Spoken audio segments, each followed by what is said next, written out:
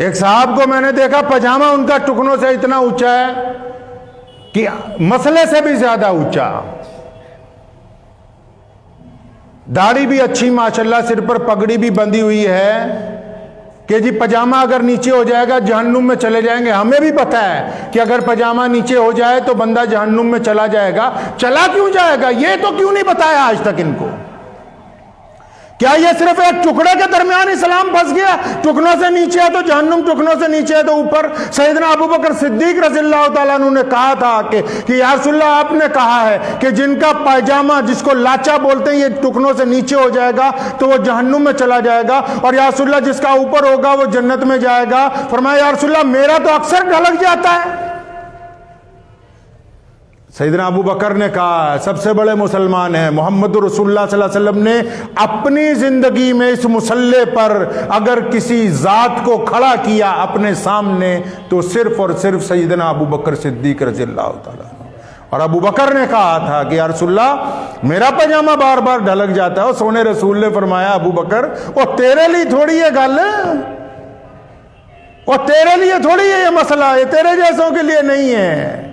अब ये जो मैं बात समझा रहा हूं इसका मतलब ये नहीं कि पजामा नीचे कर लो। और फरमाया ये पजामा इसलिए ऊंचे इसलिए करवाया है, ये जो मक्के के बड़े बड़े चौधरी चादरें लंबी करके चलते हैं, पजामा टुकनों से नीचे रखते हैं, तो इसकी वजह से इनमें अकड़ आ जाती है, इनकी गर्दन में सरिया आ जाता है। ये माँ बाप का भी एहतराम नहीं करते, ये बीवी के मुंह पर थप्पड़ मारते हैं, ये गरीब के सलाम का जवाब नहीं देते।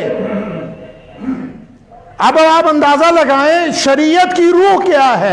यह पजामा अगर टखनों से ऊंचा है और मैं अपने बाप का नाफरमान हूं, पजामा टखनों से ऊंचा है और बाप का मैं नाफरमान हूं, मां की बात नहीं सुनता हूं, बीवी के चेहरे पे थप्पड़ मारता हूं, बच्चे मेरे मुझसे डरते रहते हैं, पड़ोसी से मेरी सलाम दुआ ही नहीं है, सके भाइयों का मैं दुश्मन हूं, गरीब के मैं सलाम का जवाब नहीं देता हूं, भूखे को मैं खाना नहीं खिलाता हूं, प्यासे को पानी पिलाने के लिए तैयार नहीं हूं, तो फिर मियाँ जी इस पजामे को टखनों की बजाय घुटनों पर कर लीजिए, शरीयत को आपसे कुछ लेना देना नहीं है।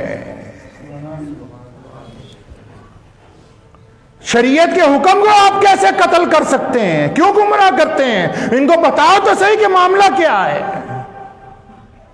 इस्लाम की रूह क्या है, इन मसाइल की रूह। जब तक रूह जिंदा है तो जिस्म जिंदा है, रूह मर गई तो बात खत्म हो गई, जमीर मर गया तो फिर बात खत्म हो गई।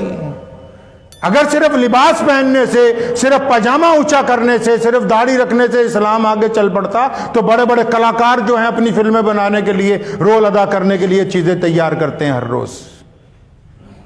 बात तो उस किरदार की है जो मोहम्मद रसूलुल्लाह सल्लल्लाहु अलैहि वसल्लम ने अता किया है। मकसद मेरा आपको यह बताने का है कि अगर कोई पड़ोसी परेशान हाल हो तो आप इबादत के साथ उसकी मदद करेंगे, ये मोहम्मद रसूलुल्लाह का दीन है। सैयदना बिलाल रज़ियल्लाहु ताला अन्हु बीमार, हुज़ूर सल्लल्लाहु अलैहि वसल्लम ने जाके उनकी तीमारदारी की, और बिलाल उस वक्त मुसलमान नहीं है, बाद में कलमा पड़ा है। और आप पढ़ें इमाम बुखारी को और लोगों को पढ़ें कि क्या हुज़ूर सल्लल्लाहु अलैहि वसल्लम ने इसलिए सैयदना बिलाल की तीमारदारी की कि कलमा पड़ेगा? नहीं, इंसानी हमदर्दी के तहत कि एक जो गुलाम है उसके ऊपर जुल्म हो रहा है, इसकी मदद करनी चाहिए हमको। तो अपने मिजाज के अंदर ये बात पैदा करेंगे जी इंशाअल्लाह।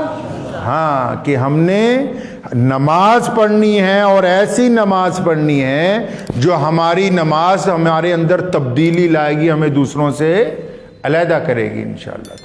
समझ गए आप बात को? नमाज में लोगों को एक दूसरे की नमाजों को ना देखें। मैं फिर बात अपनी दोहराता हूँ, कुछ लोग ऐसे नमाज पढ़ रहे हैं, कुछ यहाँ पे नियत बांध रहे हैं, कुछ यहाँ पे नियत बांध रहे हैं, कुछ पैर खोल के खड़े हैं। जिस मर्जी तरीके से नमाज पढ़ें, अपने मसलक को ना छोड़ें, दूसरे के मसलक को ना छोड़ें। ये तमाम की तमाम सुन्नतें हैं हुज़ूर सल्लल्लाहु अलैहि वसल्लम की। ये जितने तरीके से लोग नमाज पढ़ रहे हैं ये सारी सुन्नतें हुज़ूर सल्लल्लाहु अलैहि वसल्लम की हैं। ये बाकी रहेंगे क़यामत तक। क्या आप सिर्फ इस वजह से अपने भाई से नफरत करते हैं कि वो आपके तरीके के मुताबिक नहीं पढ़ रहा? फिर ये कैसी नमाज पढ़ रहे हैं आप? अक्सर मैं कहा करता हूं आपको, जैसे नमाज में किसी का मोबाइल बज गया, अब नजरिया देख लें, सिर्फ नजरिए का फर्क है। किसी साहब का मोबाइल बज गया, जितनों के दिल में ये आ रहा है कि ये नालायक है, बेवकूफ़ है, गधा है, कि इसको तमीज़ नहीं है, मोबाइल स्विच ऑफ रखना चाहिए था, इनकी नीयत मक्खी वाली है। जिस तरह मक्खी सारे खूबसूरत जिस्म को छोड़ के ज़ख्म पे बैठती है, और अगर उसकी घंटी को सुन के इनके दिल में ये खदशा पैदा हो कि या अल्लाह, ये आया तो घर से नमाज के लिए है, पीछे खैरियत हो, इसका मामला आफियत वाला हो, इसका पैगाम आफियत वाला हो, नजरिया बदल गया, नजरिया बदल गया ना, पैगाम आफियत वाला हो, इसके साथ खैर का मामला फरमा।